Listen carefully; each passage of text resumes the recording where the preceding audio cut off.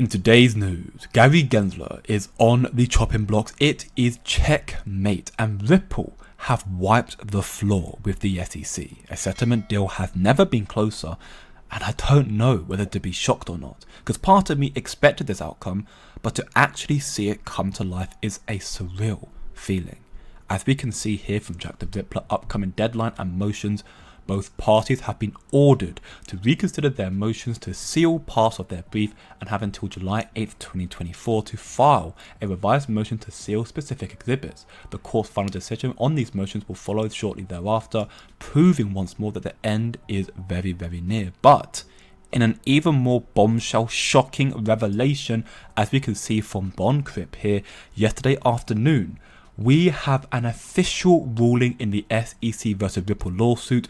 All 4 of the class action claims made against Ripple have been officially dismissed. This is huge. Take a listen. The district judge, Phyllis Hamilton, has officially dismissed all 4 of the class action claims against Ripple.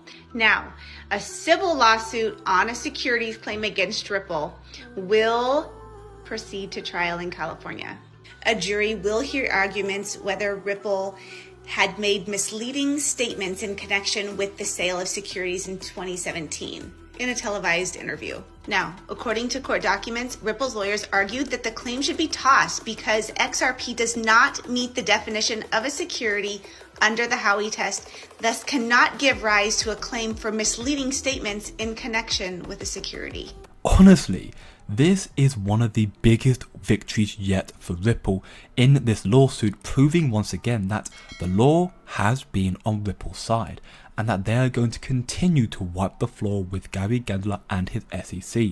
And with this decision, the settlement deal that is incoming will likely be much more favourable for Ripple as well. Now, as you also heard in this video, what was also mentioned was that one of the state law claims will still proceed to trial regarding misleading statements made by Ripple CEO Brad Garlinghouse, and we have a full breakdown on the decision and likely outcome here from Ashley Prosper.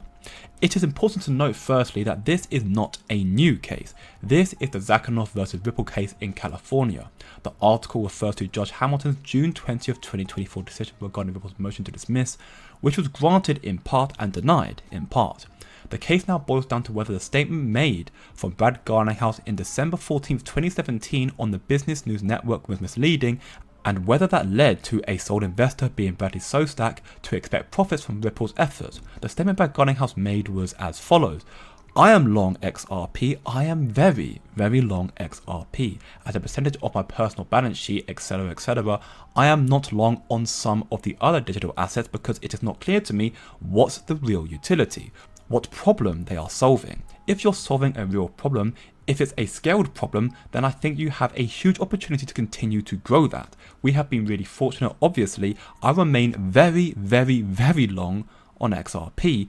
There's an expression in this industry, hold on for dear life, hodl. Instead of it being hold, it's hold on for dear life. I am hold on for dear life side.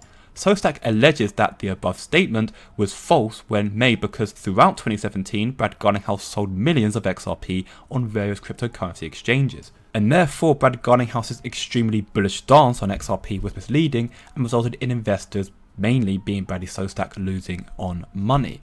Well, in the opinion of Ashley Prosper, this is a very, very weak argument that the judge has allowed to proceed to trial. Ripple wants to dismiss this. Their lawyers want this claim to be dismissed, but should it make its way through, all Brad Garlinghouse has to do, which should be easily achievable, is prove that he still holds a significant amount of XRP, proving that where he may have sold some, his statement ultimately remains true and therefore it is not misleading. And I couldn't agree more. If this is the only case that's going through to the courts as well, then this case is pretty much officially over and Ripple have come away with a landslide victory. All 4 cases being dismissed is huge, huge news. Now, of course, the SEC could appeal the decision. Former SEC division chief believes that they won't, but just say they do. In the words of crypto lawyer Jeremy Hogan, if the SEC wins the appeal, the case just comes back down to the trial court for further factual determination. There is no final glorious victory for the SEC up in the Second Circuit, just a potential for disaster. No matter what the SEC or Gary Gensler do now, they are in checkmate. It is honestly better for them to resign instead of drawing out the inevitable outcome any longer. Gary Gensler is on the chopping blocks and his days are numbered, and therefore Ripple's settlement deal and price explosion with XRP is closer than ever before, as we can hear in his interview. Take a listen. The SEC, it's no secret, has been using a regulation by enforcement approach as it comes to digital assets. We've seen Uniswap, Consensus, Robinhood all receive Wells notices in the last few weeks. In this Congress, you have specifically scrutinized the SEC's treatment of the industry, as well as for other disfavored industries. Yep. What steps can members of Congress, and I know you're doing it by leading the FIT Act, but what other steps can members of Congress do to strengthen oversight of this regulation by enforcement regime from the SEC? Well, our oversight committee has asked for all the documentation between the SEC, the commission, Chairman Gensler, his staff, for example, for the period of months or years before the collapse of FTX, to find out why was that situation unraveled before our eyes and we didn't see any engagement of the SEC, whereas a company that like Coinbase that actually went public and had to file an S-1 with the SEC was suddenly more scrutinized. I mean, we don't see a parallel situation of equal treatment there. So that investigation's ongoing. And then Congress has been asking tough, pointed questions, both on both sides of the hill. But in the recent debt box case out in Utah, they said they were arbitrary and capricious. They had some other pejorative terms from the federal judge, and ultimately the two attorneys there resigned.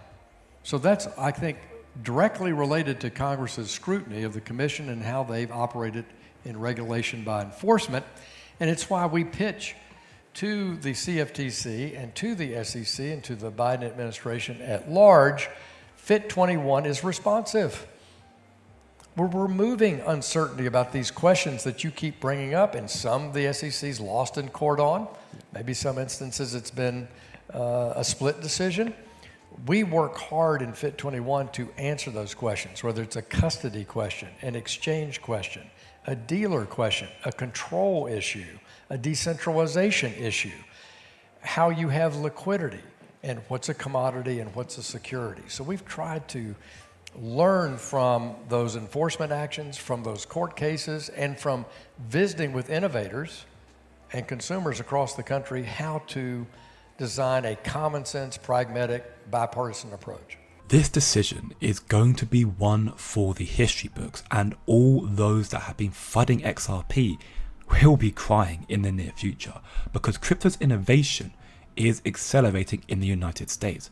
Thanks to crypto companies banding together like Coinbase, America's largest exchange, and Ripple. CNBC, mainstream media are reporting on this, that the elections, they're going to be critical for crypto's future in the United States, and this final judgment in Ripple's lawsuit will likely play a pivotal role in the political side of things as well.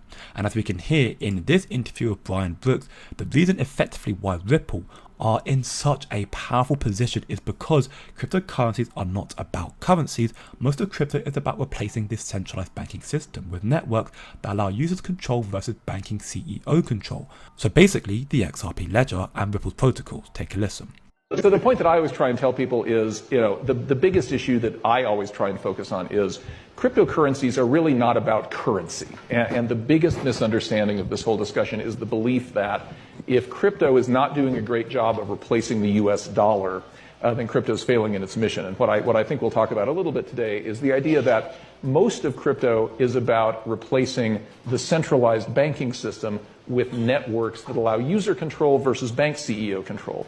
The crypto assets that have prices are more like internet stocks. It's more like you bet on Google if you think there's going to be high internet traffic, and you short Google if you think people are going to go back to the post office, right? But it's not that Ethereum or Ripple or anything else is trying to replace the US dollar. It's trying to replace a system of transmitting value. And we'll talk a lot more about that. So for me, the prices are not that relevant any more than Google's volatility is. And in the early days of Google, that was super volatile. Financial institutions will need to rapidly launch new business lines or modernize their legacy systems at a faster time to market, enable growth, and quickly deliver value. At Ripple's partner Tenomos, their global head of SaaS explains this in an interview, how they will help banks overcome this industry-wide challenge. Pay close attention. What is Temenos Enterprise Services? And also, what are the challenges here that you're addressing? Well, enterprise services are effectively front-to-back solutions, so from digital servicing through to core transaction engine, financial crime systems, that we've taken our solutions and we've integrated them and we've pre-packaged on top of them, meaning that normally when you're implementing these systems, there's a lot of time spent configuring them and adapting them to banking requirements, but we've pre-packaged all of that, so you effectively have a fully functioning bank out of the box. And the challenge it addresses is really about taking away all that heavy lifting that normally happens in core banking or banking system transformation that involves standing up a new system and configuring it, which has a lot of time and a lot of complexity. And so we've gone ahead, using our 30 years of experience, and built something out of the box that addresses that. A lot of the time, banks nowadays are looking to, not only build a new operating model, migrate to it, so a build and migrate approach, but they're also looking to progressively do that as well. And so a very good example would be if you're a retail bank and you want to take our retail enterprise service, you can start with the core banking, which is the foundation of our enterprise services. It's the starting point. You can go live on that extremely quickly, and then in a secondary phase, simply turning on a financial crime capability that we have, again, in a matter of days, and go live on that. And so we give you all the ability to start where you want, to extend very quickly and easily, and then once you're on the platform being SaaS, you're then on the continuous evolution journey as we continue to update and enhance our solution on your behalf. Again, it is these sort of partnerships that will allow banks to adapt to this new digital revolution, with Ripple laying its foundation, and therefore with institutions utilizing the XRP ledger and Ripple's protocols, their technology, the value of XRP will explode in the near future. This imminent verdict in this lawsuit is going to play a pivotal role and will further accelerate the price and adoption of XRP. So don't look short term, think long term, and I'll see you in the next one.